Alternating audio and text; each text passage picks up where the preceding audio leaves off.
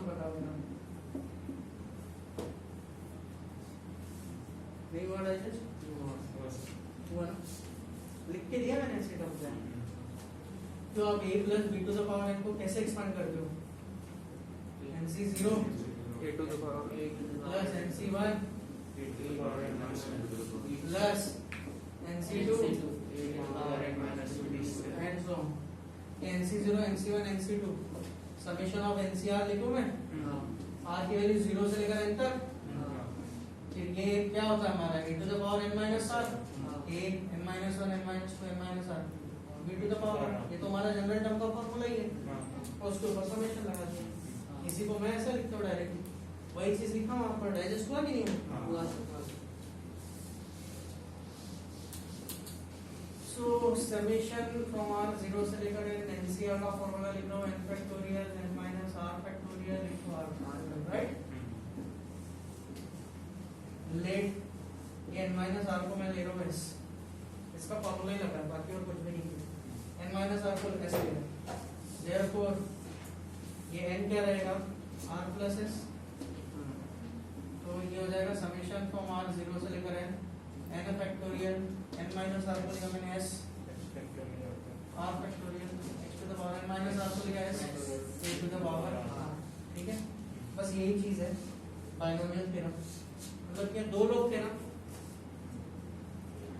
ये है multinomial theorem. Multinomial का मतलब क्या होगा, बहुत सारे, ये दो लोगों के लिए लिखा मैंने, दो लोगों के लिए मैंने इस तरह से लिखा, मतलब दो ही है, बाइनोमियल था। तो लिखा कैसे, summation n factorial s factorial r factorial, पहले का पावर s दूसरे का पावर r, और ये s और r क्या रहेगा, इनकी दोनों की सम मिलाकर क्या हो जाएगी n। मतलब फॉर एग्जांपल अगर तीन लोग रहे ना, a plus b plus c to the power n, इनका क्या रहेगा समेशन n फैक्टोरियल, और a b c, इन दोनों के लिए मैंने ये दो लोग चुने, आप इनके लिए कुछ भी चुन सकते हैं। जैसे मैंने चुना p factorial q factorial r factorial, पहले का पावर p, दूसरे का पावर q, तीसरे का पावर r, सच दैट ये p plus q plus r की सम क्या रहेगी, p plus q plus r की सम क्या रहेगी n। जैसे यहाँ पर r प्लस s की सम n थी, ये दोनों के पावर की सम n थी, वैसे तीनों की पावर की सम n रहेगी। फॉर एग्जांपल ये तीन लोगों का है ट्राइनोमियल, अगर मैं चार टर्म लूं a plus b plus c plus d to the power n, मैं इसको ऐसा लिख सकता हूँ समेशन n फैक्टोरियल अपॉन, इनके लिए मैं चार लोग ले लेता हूँ p factorial q factorial r factorial, ये अपने मन से कुछ भी लिख सकते हैं, पहले का पावर p, दूसरे का पावर q, c का पावर r, d का power s, such that in सारे लोगों की सम क्या रहेगी, बस ये है मल्टीनोमियल थ्योरम। ठीक है, बहुत ज्यादा डिटेल में नहीं है। मल्टीनोमियल थ्योरम वापस हमें पीएनसी में भी पढ़ना पड़ता है, हालांकि उसका अलग एप्लीकेशन है, यहाँ पर अलग एप्लीकेशन है। बड़ा आप समझे ना, मैंने बाइनोमियल को कैसे लिखा, फिर ट्राइनोमियल को कैसे लिखा, फिर चार टर्म वालों को कैसे लिखा, इस तरह से हम लिख सकते हैं।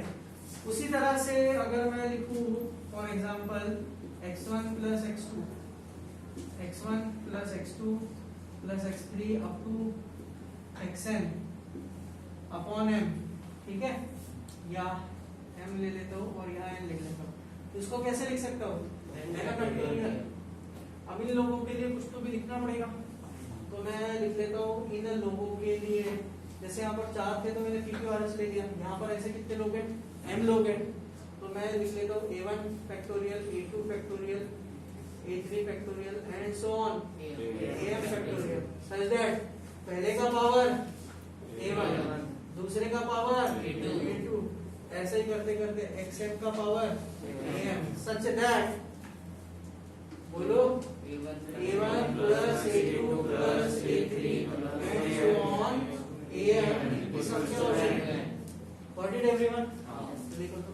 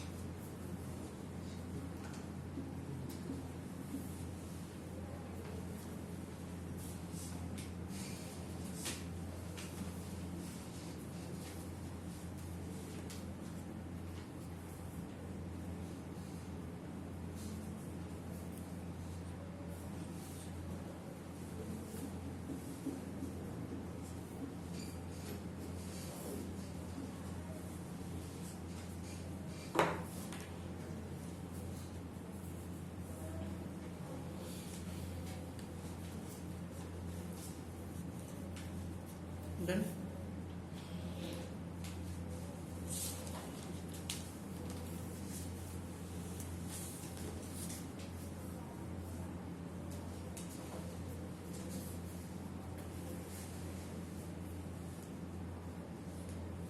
So see, this note is important.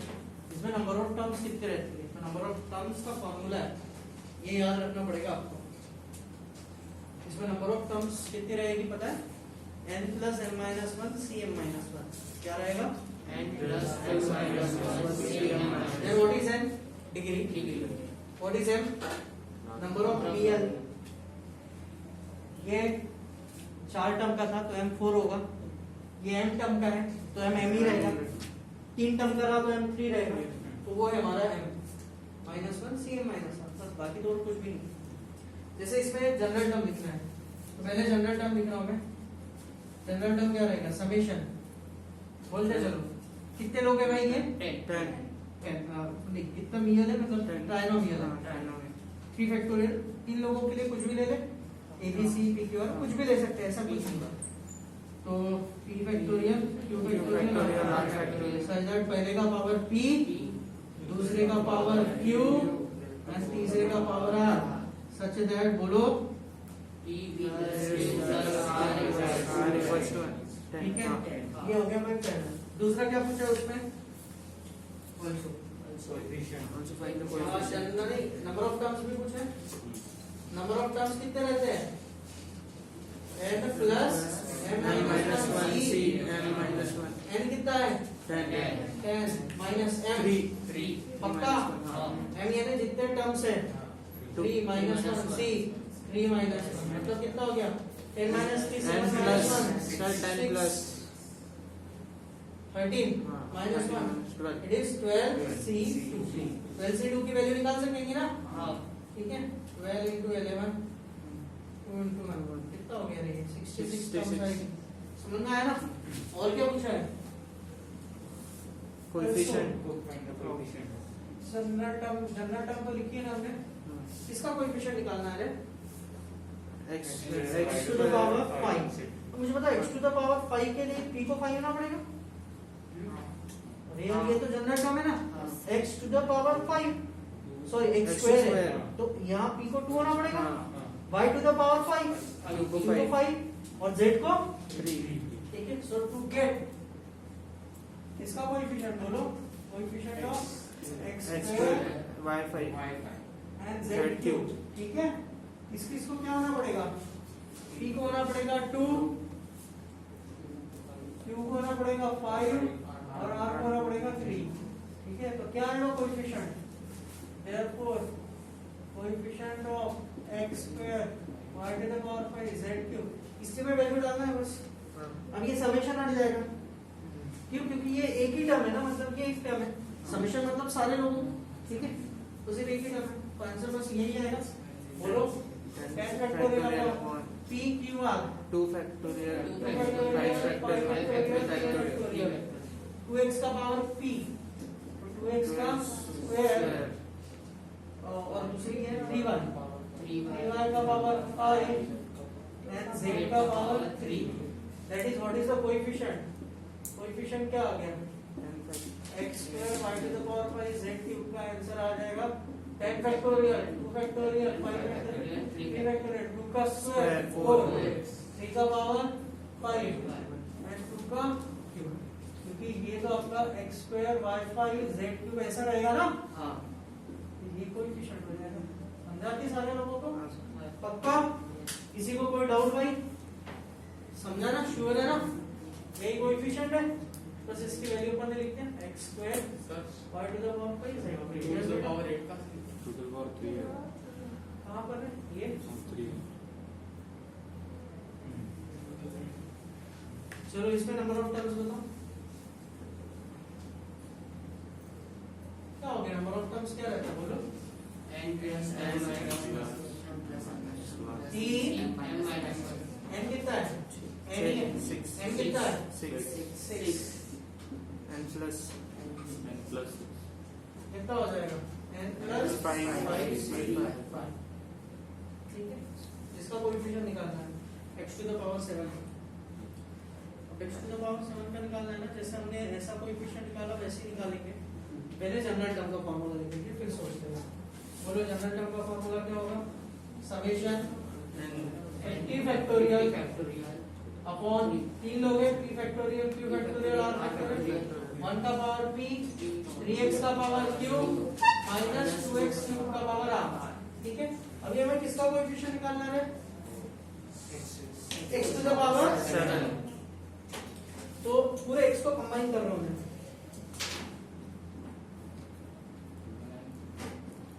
1 का पावर p 3 का पावर q x का पावर q माइनस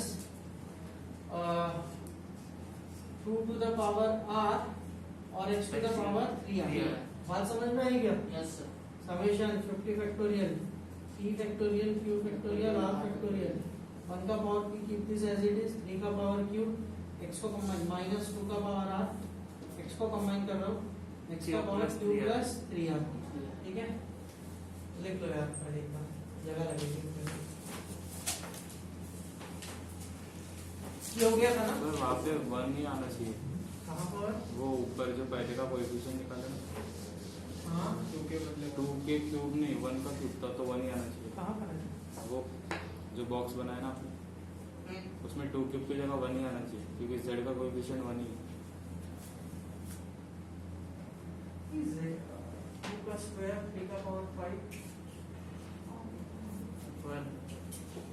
मैंने क्या लिखा था? 2 z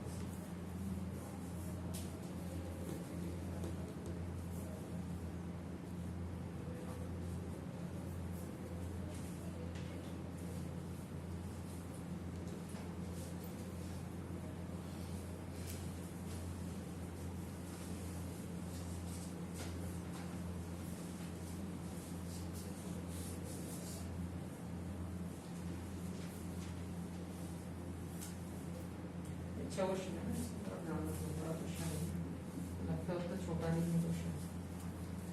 ये साइड का हो गया क्या आपका? देखिए यस सर।